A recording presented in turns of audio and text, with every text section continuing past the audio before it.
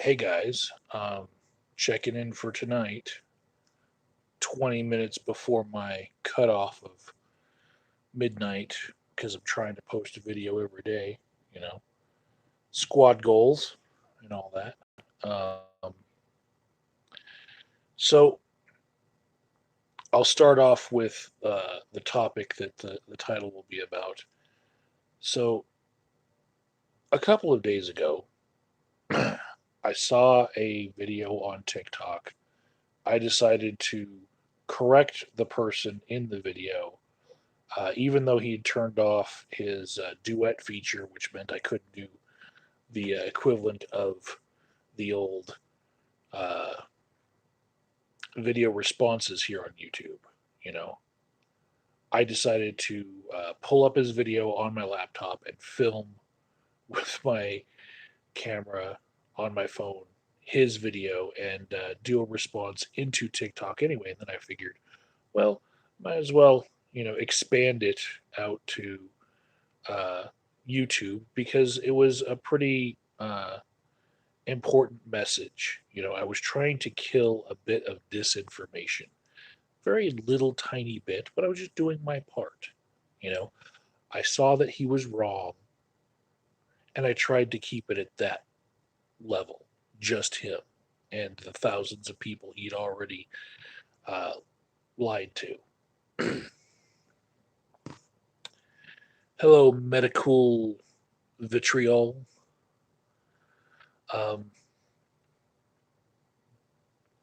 so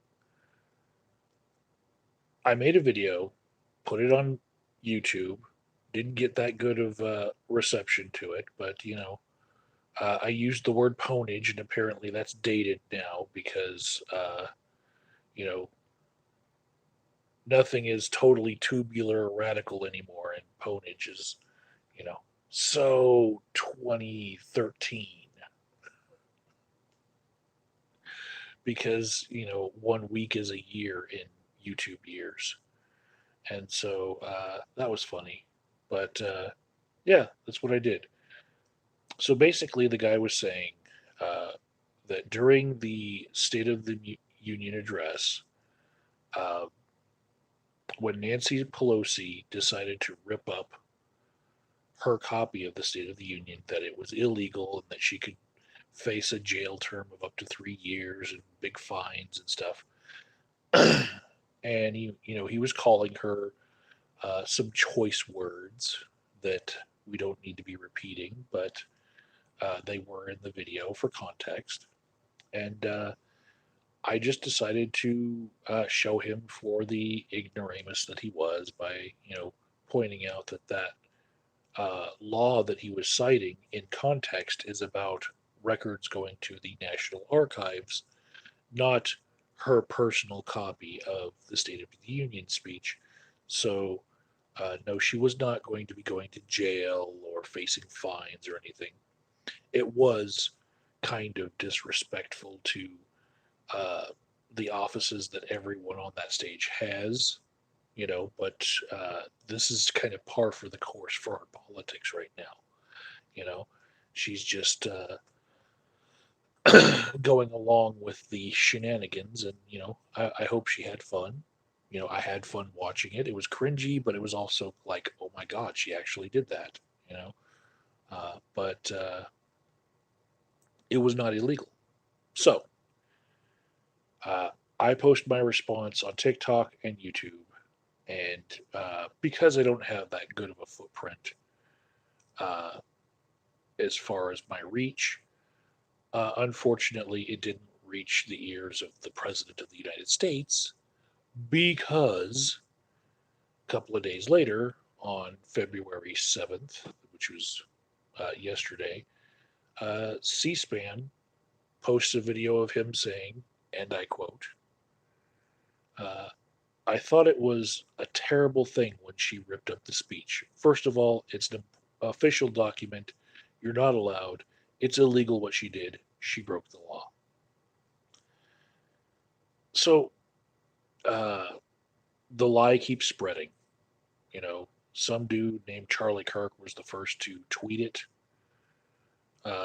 He was the first person to be wrong. So we know who patient zero was for this contagion of this uh, falsehood that is spreading, right? And we know that thousands upon thousands of people retweeted and liked every instance of it that they saw. We know that Rep Jordan, the pompous kid that I pwned, he had hundreds of thousands of views on TikTok, and that's why I had to respond to it.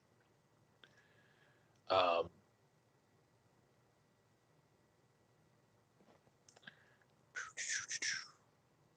so yeah, basically, um,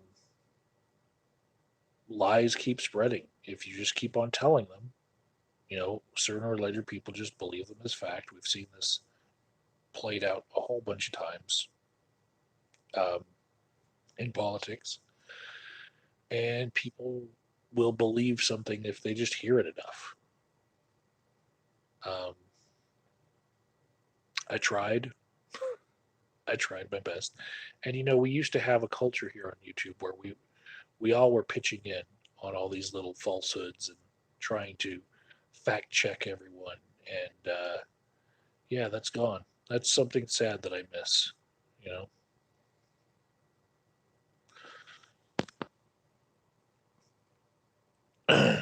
So Jamie Demeter now says in my comments, if you're an atheist and an SJW, how do you feel about Islam as the fastest growing religion in the Western world, taking over everything else? Do you think open borders is good? Um, hmm, I'm not a fan of borders. I will say that. I wish that we had free travel for everyone, and I wish that everyone were educated enough to be able to make that a possibility. But unfortunately, we have people in countries with fifth grade educations being taught to blow up the white devils that live in America, and so yeah, we gotta have some border security.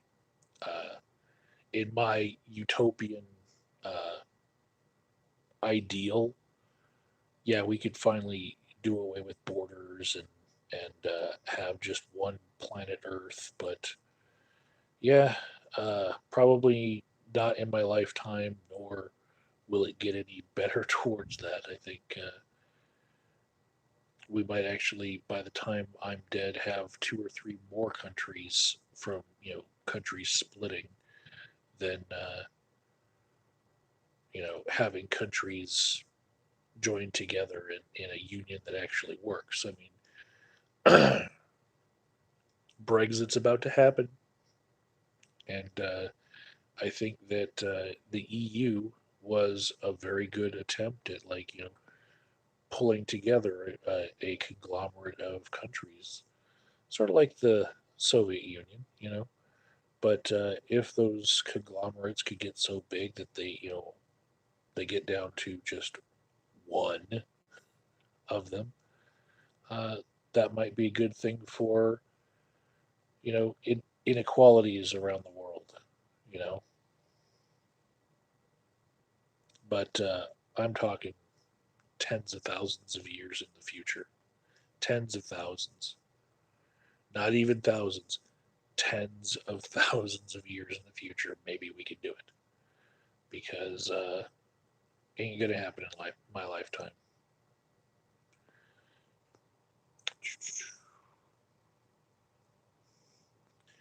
Jamie Demeter wants to know, will we ever see Sharia law in America? Is it compatible with American law? I don't think that having a separate legal system is very compatible with American law, but there are precedents for it that don't involve Islam.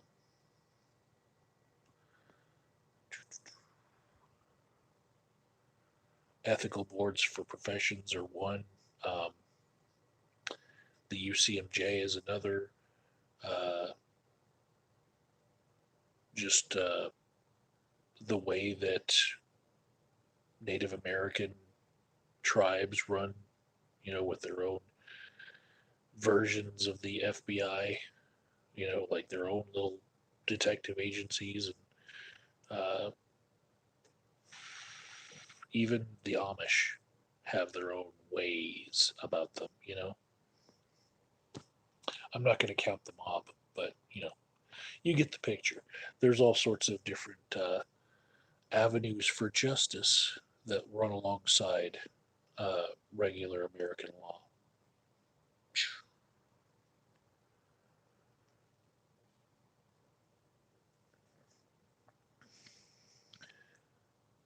Corny says uh,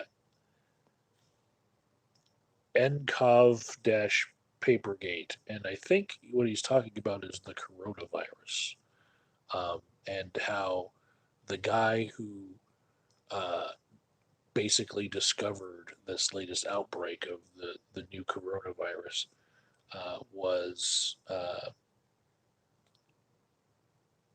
he was basically just telling friends and close researchers about it, and then like the news spread, and then he gets arrested and gets charged with spreading panic, and then turns out yeah, any panic that he did spread probably saved lives. And now uh, he, after coming down with the coronavirus, he actually died of it.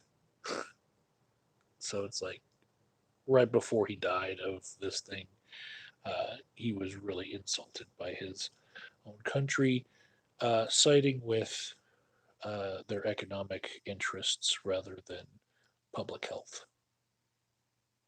Sad stuff. Um,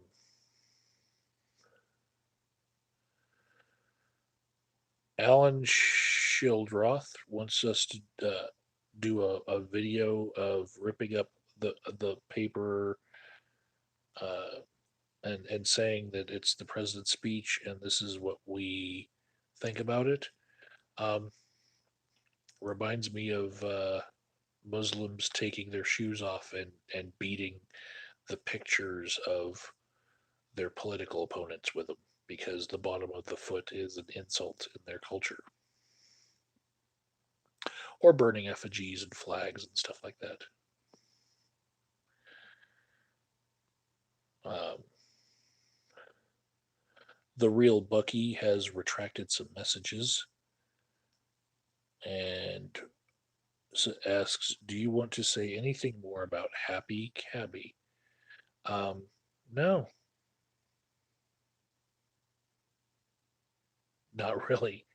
I mean, uh, I don't really give him a thought. Yeah. Godless Manitoban says, "It's been a decade. Get over it." Rah. Yeah, it's been a decade.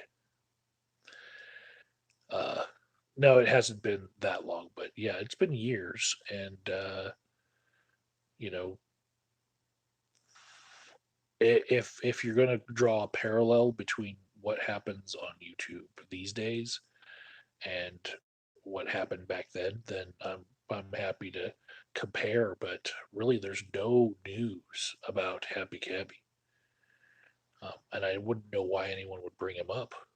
You know, he'll never be the title of one of my videos again. I mean, what new news could there be? Uh, Medical Vitriol says, "Why did Nancy delete the speech?" She didn't delete it. She ripped it up because she had a platform of being on camera to the upper uh, right of the president. And so she, on camera, showed her disdain for the president by ripping up her copy of his speech.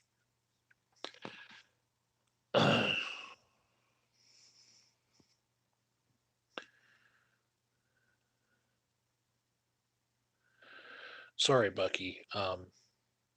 Yeah, there are all new uh, dramas to be had that I am not engaging in either. You know, I'm not saying that I'm anti-drama completely, right? I'm just saying there's drama you could have with live people. Why bring up a dead guy? You know, I did have the thought that I should respond to Inventor Gorilla's very last video to me, even though he's dead. Just out of respect. He had some arguments.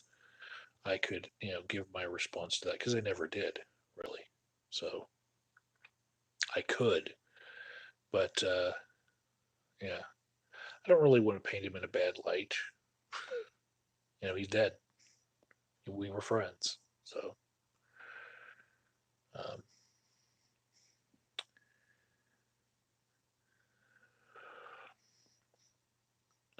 Jamie says Nick Bravo outlasted Cabby, so who really won the battle? Hmm. Well, I know that Nick Bravo is rather tormented by uh, trolls online. There's a whole forum that keeps being run about him, and it's been on different websites, but if you look for that forum, you'll find it. And I think if he were able to get up out from the from underneath the thumb of that, he might feel that he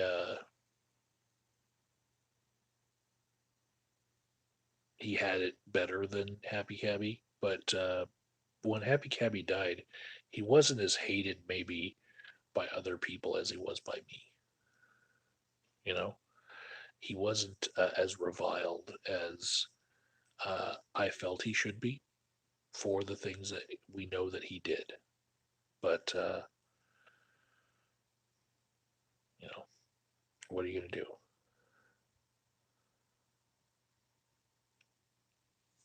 Jamie Demeter says new drama: Onision versus Chris Hansen, Repsion, Blair White, Jacqueline Glenn, and tons of other people. I dabbled on Onision by just making a video with his name in the title, just for the point of showing how you can get more views on it, and it works. And I don't really feel like if I can't add anything to the conversation that I need to regurgitate it from other people. So like there's there's the source that will like regurgitate it into one of those YouTubers' mouths. Probably Repsion first, right? So that he puts out the news and then it goes right into the mouth of say Blair White or Jacqueline Glenn, and then they go, and then like it's regurgitated news, and once one of those YouTubers says it, all the rest of them get it and say it. So it's like you only have to watch one of those YouTubers if you want the whole story. It'll come around, in bits and pieces. But I'm not a news regurgitator. I like to be somebody who researches shit myself and adds to the conversation a little bit. And I really don't see myself interacting with Onision at all. Does not sound appealing.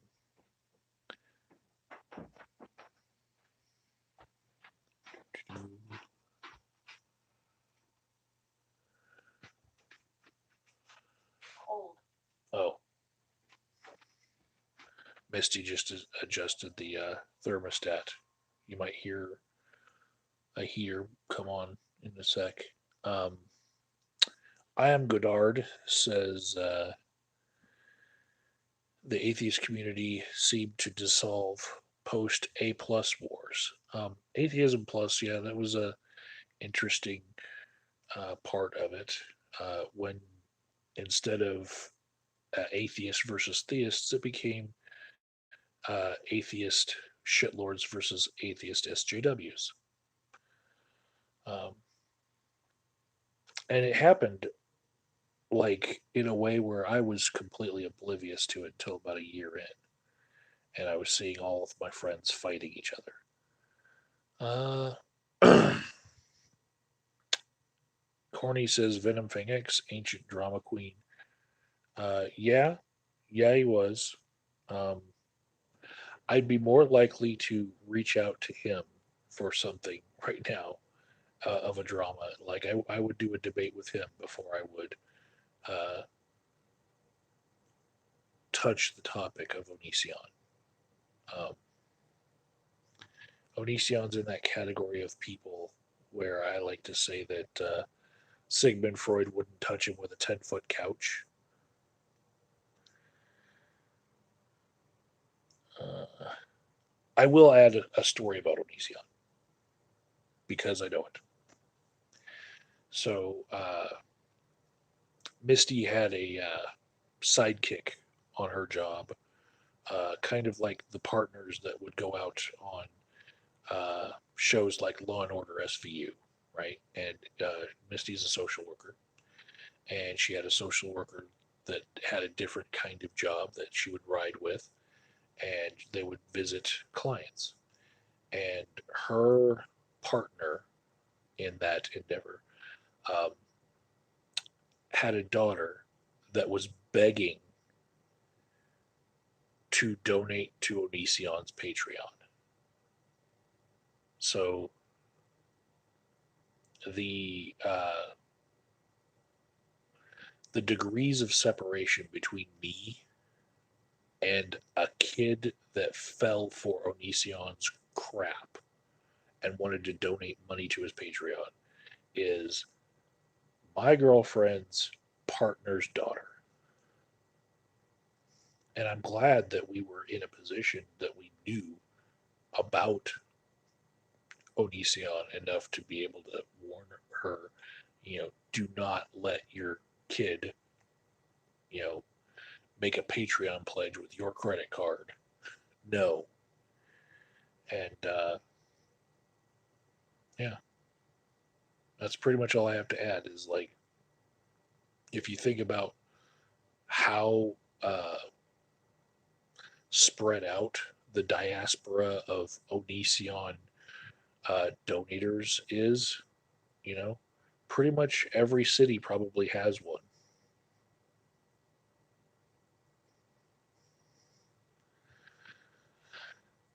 Let's see.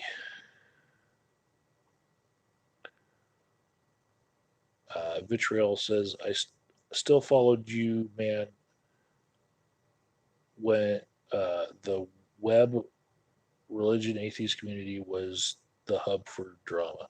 Um, it still could be, you know, it's got possibility.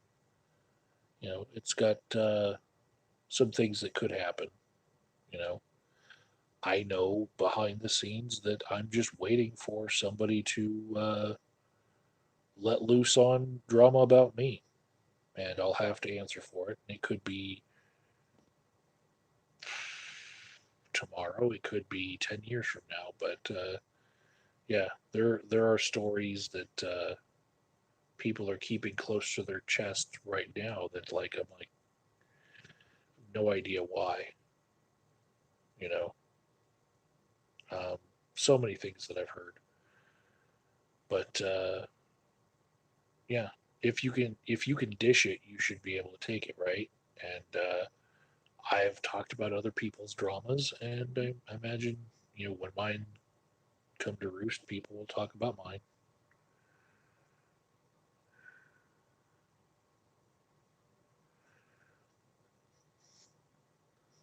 The former Okay, so this is Godless Manitoba. The former T-shirt mafia evil stepsister made a video about Onion Son's daughter falling out of the window.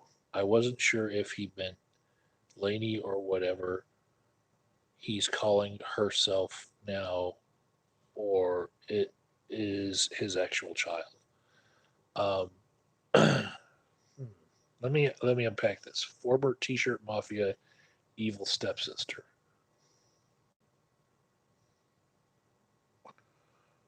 Bionic Dance is it? Who's selling evil T-shirts in a mafia? I don't know. Vitriol wants to know, how is Gigi Talks doing? Is she okay? I think she's doing okay. She's teaching English in a college. You can go to her Twitter account and find out just as much. I have not spoken with her, like, even in DMs in I think at least half a year. But yeah, September I think was the last time I spoke with her in DMs, not even with voice. So I'm not that connected to her. Uh, I I posted videos of the Breakfast Club channel, and so did she.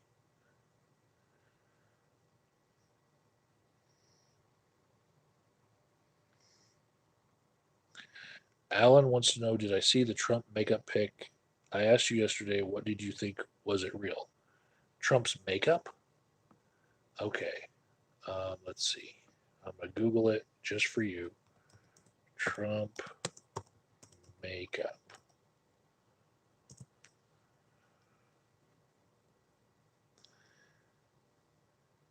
Okay. Vox has a story on it 14 hours ago.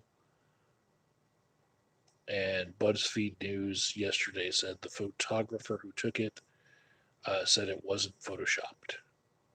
I haven't seen it, but let's give BuzzFeed News some ad revenue by clicking on their stuff. I don't really like them as far as reputable places, but uh, oh, ooh, um,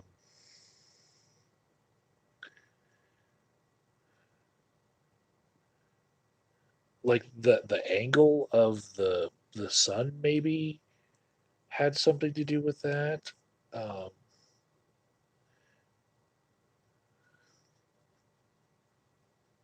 it doesn't look good. Um, wow.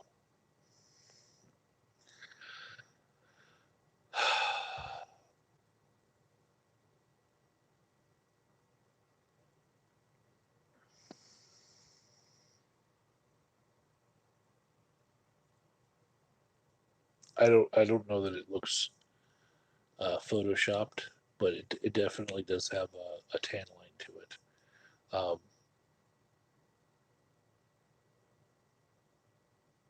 yeah, but we all know that it's not orange, right? It's impeach. Let's see.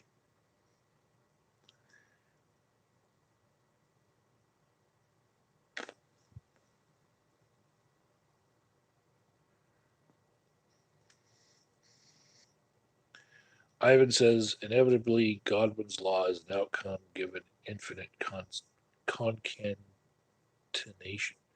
Okay, he wrote concatenations.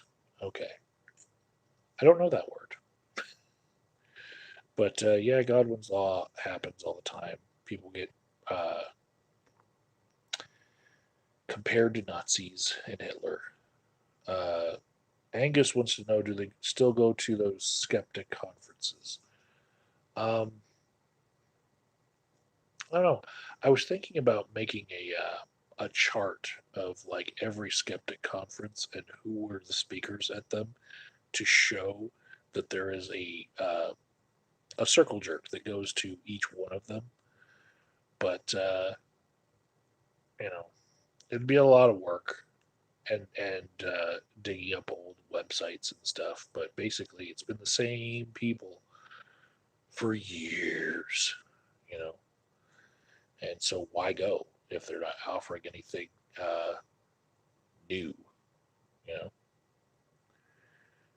But I suppose people go to Comic Con and talk to the same people. And, you know, if there's like a Star Wars convention, then you'll be the same people. It's the actors that were in Star Wars. So, you know, to each their own. Um,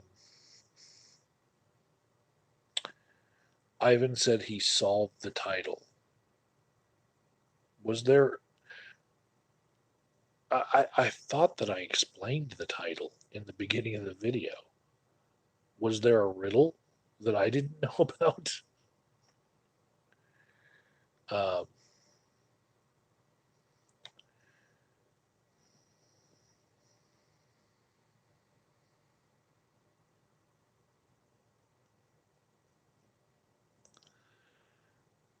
Christy says you've never caught one of these live before. I am not the only person who makes live streams by far, but I've had this sentiment from a bunch of people who are subscribed to me that like, oh, I've never caught him live before. There's 15 people across the world right now. It's fucking after midnight. I don't know why you guys are even here. I'm trying to answer all your comments and not charge you for them like some people do. Uh, you're not going to get anything better if you pay me for a super chat or if you just write a regular comment. Shani now knows that. Let's see. Fun fact: one early prominent gaming YouTuber turned into a cult leader. Athene wins. Okay. Uh, Vitriol wants to know: is the Breakfast Club still around? If I recorded something and I sent it to Paul, he would post it on the Breakfast Club. He's got the keys to it, and also I think Kazoom and JJ Talks have the keys to it, and so I might send it to Kazoom, you know.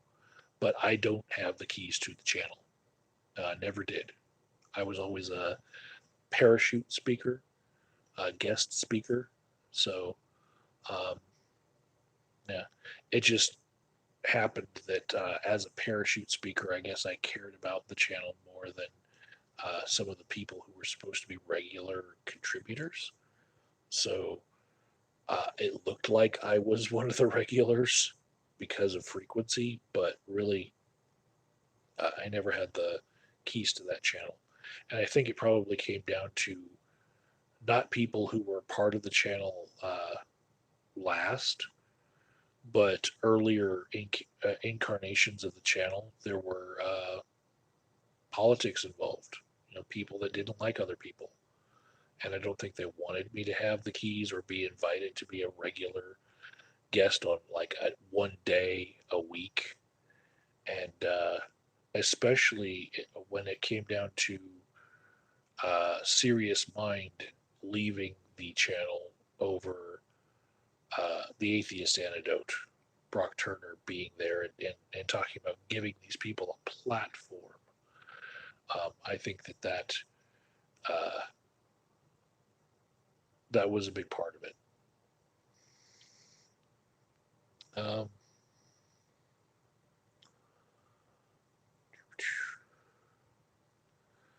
there's a bunch about Athene wins.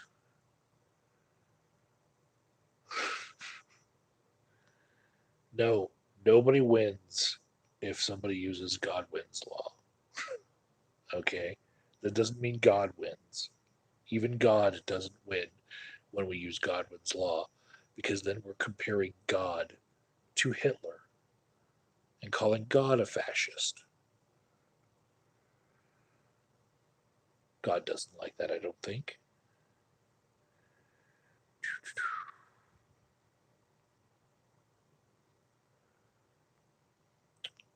Vitriol wants to know how is the court case going? Forgot his name. Damn.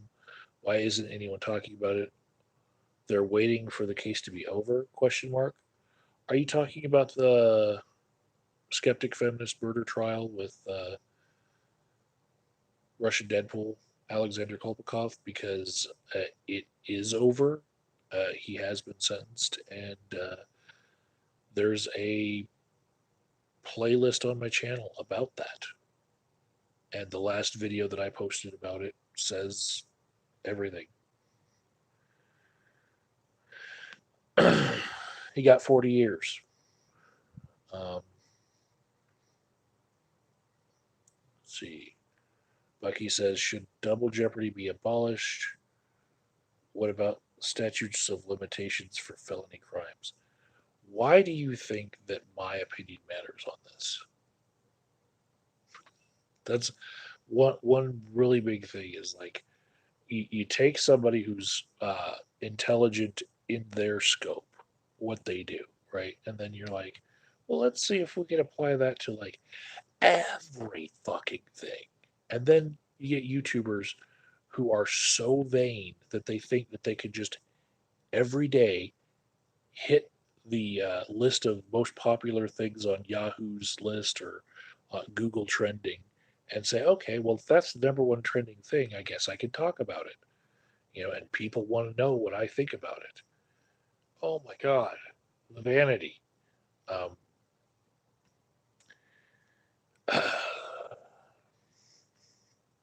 so, Real Bucky says, should double jeopardy be abolished? I think that it should be modified, maybe.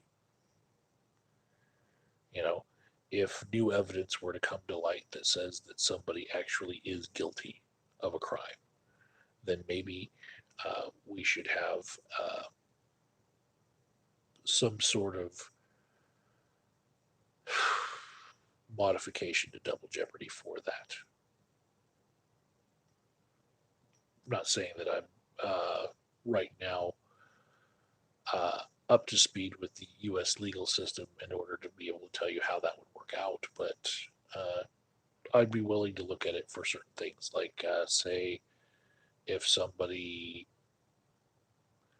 were acquitted of a murder and then a video uh, that was not in discovery for the trial shows up and shows that they actually did kill the person, then yeah, I think that we're doing ourselves a disservice by not allowing for double jeopardy in that case. But I think it would have to do with in cases where new evidence uh, is presented. Let's see. What about statutes of limitations for felony crimes? Um,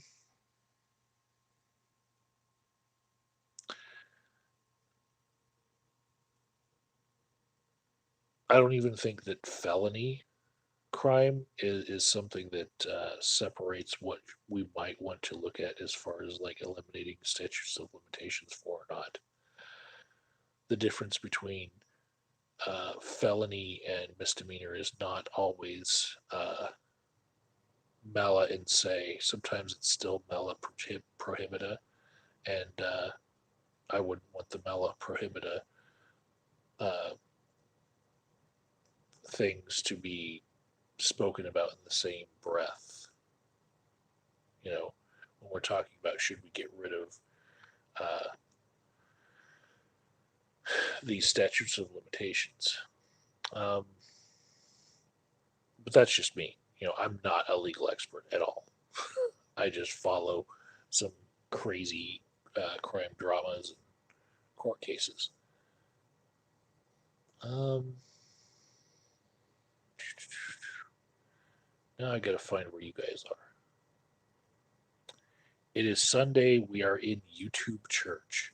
There are churches in my neighborhood that, or not my neighborhood, my city, that would have less than 12 people. Um, on a Sunday. Vitriol says, I'm here because you're epic and I used to watch your vids. LOL, still do every so often. Well, thank you. Godless Manitoban is not a big fan of the breakfast wank.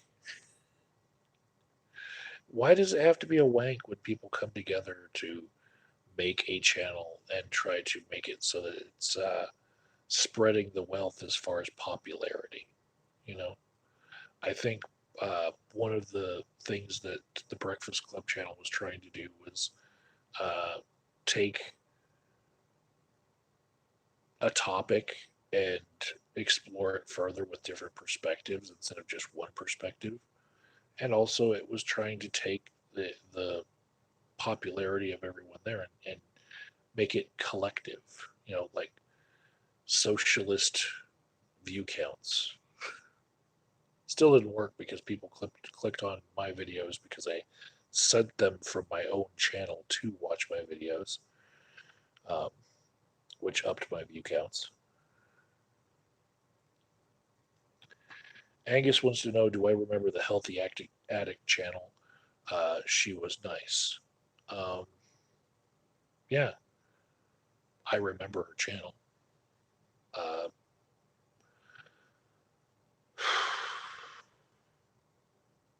I think a lot of people are going to look back at that age of YouTube where people thought that their brand name was going to bring them, uh, like a little internet business of talking under that brand name and being famous under that brand name.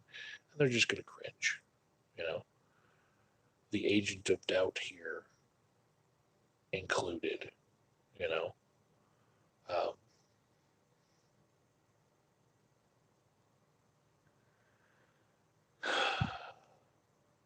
the person around the healthy addict that I would have wanted to meet the most would have probably been uh, Loving Doubt. She had an awesome series on how she deconverted, and then she left YouTube all of a sudden. Just YouTube decided pulled all our videos, and somebody re-uploaded that whole series, but I don't know that she wants that series out. Sometimes people get jobs where they have to be public, and they don't want people finding their political or religious views just out there on the internet. And so, you know,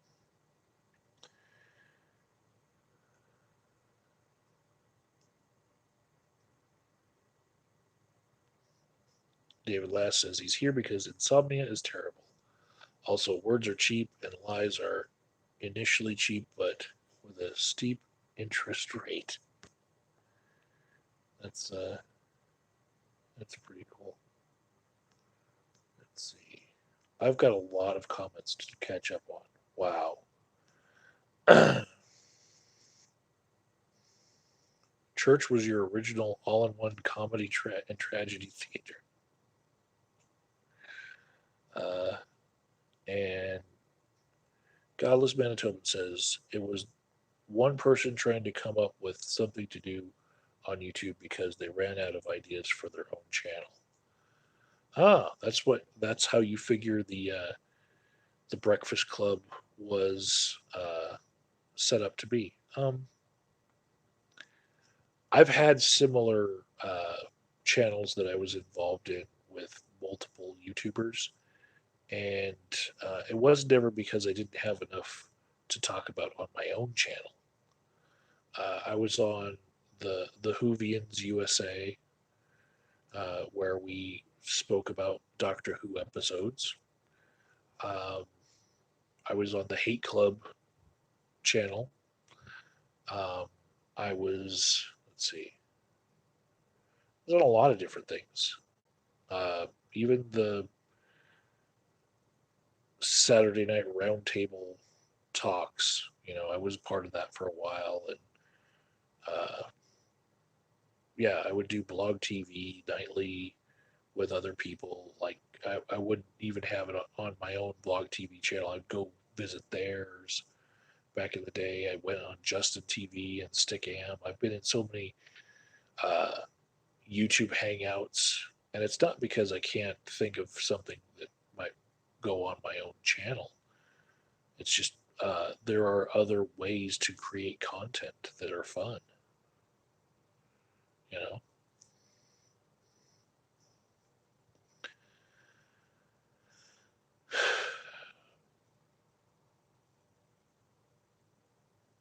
Oh, you mainly meant just that channel. Um, so the person who originally created uh, the Breakfast Club concept was Rob Devshell. And so, if you were to look at his YouTube channel, you'd see that it is lacking in things, in content. And there are people who rest on their laurels of the YouTuber that they used to be, and uh, still, come back every now and again and say, "Hey, I'm back," and then you know you check their channel a year later, and were they really back? I don't know, but and Godless Manitoban is now saying, but got that funk is who he's talking about, and I will say that Paul got that funk. He has a lot more content on his channel than DevShell did when DevShell was running the Breakfast Club, and so uh, I don't know. It seems like it was an attempt at not replacing everyone's own channel and own ability to put content out there, but just create content in a different way, and not for a void, but just to have fun doing it.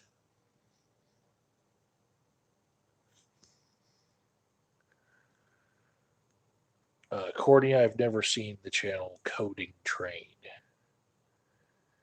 and because it's coming from you and it has the word train in it, I'm not sure that I trust.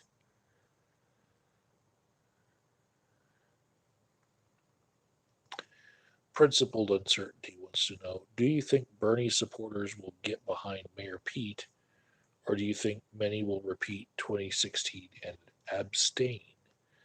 Um,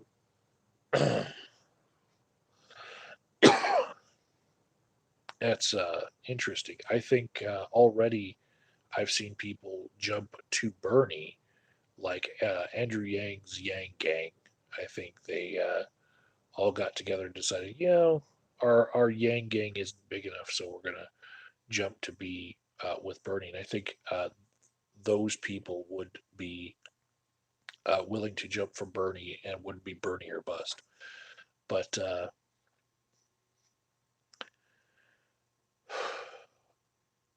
I think there is something to that. There are some Bernie or bust Bernie bros still left.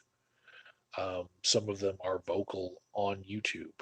I saw one of them uh, just yesterday, Graham Norton. If it was Biden or Warren or Buttigieg, he said that he would not vote for them. So he's got his own live streams where he has thousands of people watching him every time he streams. Let's see. Uh,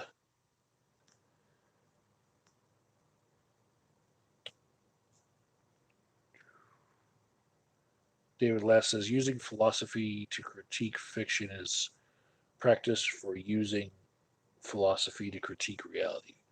People who make mistakes critiquing fiction tend to make similar mistakes when critiquing reality.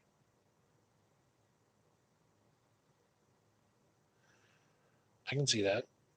I like analogies, and you know, I think my favorite one was the who's guilty of the princess dying. Is it the princess for cheating on her husband, or is it the crazy guy with the knife that stabbed her in the dark as she was trying to get to her lover, who also could be on your list of who's guilty about her death, and you know the the servant who wouldn't lower the gate to the boat to let her back into the castle before the crazy guy stabbed her. Like who's responsible for her death? Was it her own infidelity? It really says a lot more about who you are. And I don't really know where to find this analogy, and where to uh, send you guys to so that you can see the actual proper reading of it. But you get the point. It's good to think about like fictional circumstances so that you can practice for real ones.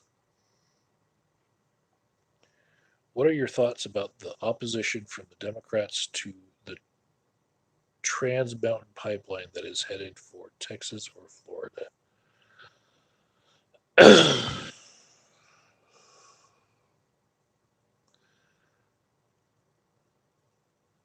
I don't think the Trans Mountain Pipeline is necessary. I'm not as opposed to it as some people on just the ecological standpoint, but I will tell you that I think that the green revolution and the solar revolution and whatnot are going to be fueled by fossil fuels in the beginning. And the more we make fossil fuels, the more we're just going to put more energy into the technologies that will replace them. So, uh, if fossil fuels were to go away right now, if I could just snap my finger like Thanos, we'd be kind of fucked with our infrastructure. We wouldn't be able to get to the point of self sustainability for years and years, right? And so I think that when you think about how many petroleum based chemicals and uh, molecules are going into the manufacture of all these uh, greener alternatives, I think it's something that you can see that, like, if the alternatives just are a better deal, if they're more cost effective than the fossil fuels, then we'll use the fossil fuels to make them. So yeah, the pipeline thing, I'm not sure how I feel about it. You know, in general, I don't think that we need these pipelines. They're just about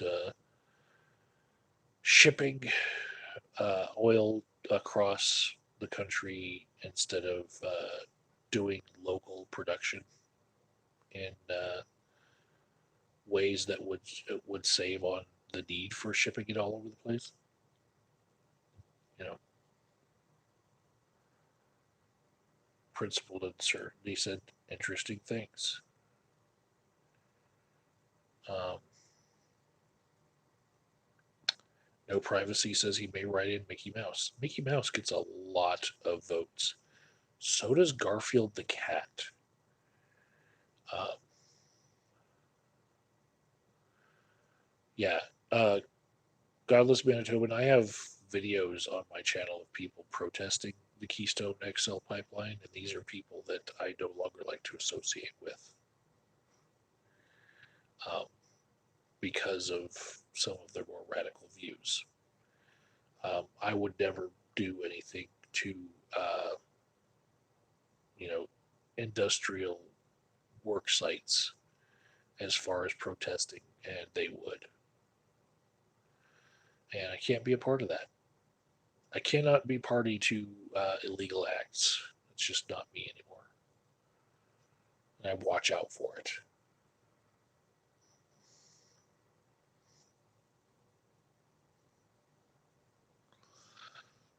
Well, you say Bernie seemed pretty set against it, so did Warren. Yeah, and they could, with a stroke of their pen, get it to stop, rather than, you know, how some of the protesters might do more dangerous things to destroy pipelines and create the oil spills that create the drone footage that they need for their slacktivism on Facebook.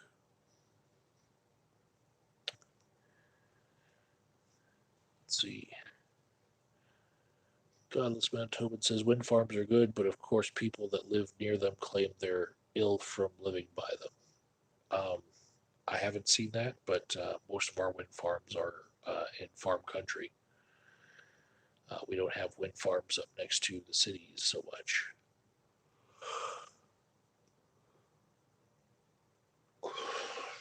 Corny thinks the wind farms are hazards to birds. Just like the title of my video, if you say a lie enough, say it loud enough, tell it big, people will start to believe it. No, the wind farms are not killing birds.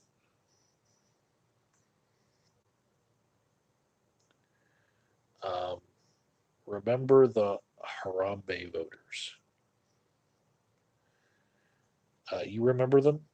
I actually think one of the reasons why we have President Donald Trump is because there were so many. troll voters that came out and voted just for him, just so that they could see the looks on the Democrats' faces.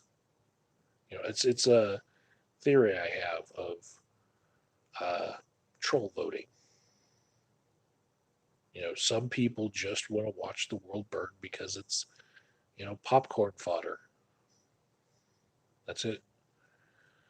There's got to be a percentage that you could put to it. If it isn't 1%, if it's less than that, it's still a number. That number's out there, and I wonder what it is. I'm gonna guess more than 1%.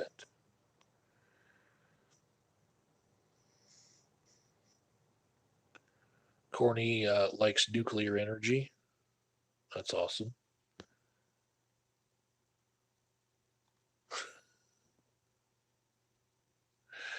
Godless Manitoban's like, I hear you on Sabotage and Win. Bye. On his way out the door. Awesome. Anyways, looks like I'm not getting any more comments. So I'll call it a night. It's been an hour, and I'll check in tomorrow night, and hopefully somebody will have told the president that Nancy Pelosi did not break the law by then. Laters.